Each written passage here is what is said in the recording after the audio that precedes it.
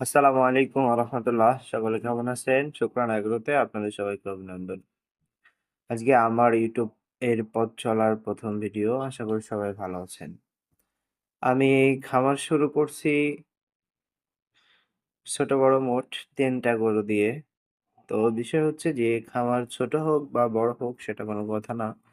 আ কারণ ছোট থেকেই মানুষ ইনশাআল্লাহ আস্তে, আস্তে উপরের দিকেই ওঠে। তো আমার গোয়ালে দেখতে পাচ্ছেন যে গরুটার পাশে আমি দাঁড়ায় আছি এটা হলো পাকিস্তানি শাহিওয়াল।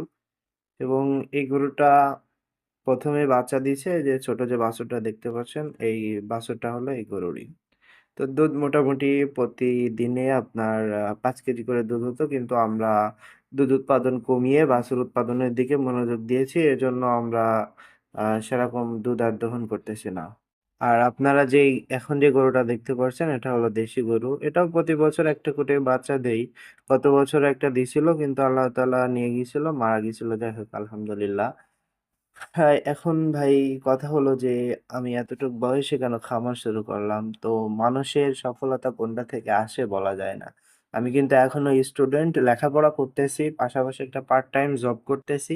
খামার সামলাচ্ছি, আবার আমার ফ্যামিলির দায়িত্ব পুরোটাই আমার ঘাড়ের উপরে। আমার বাবা অনেক অসুস্থ।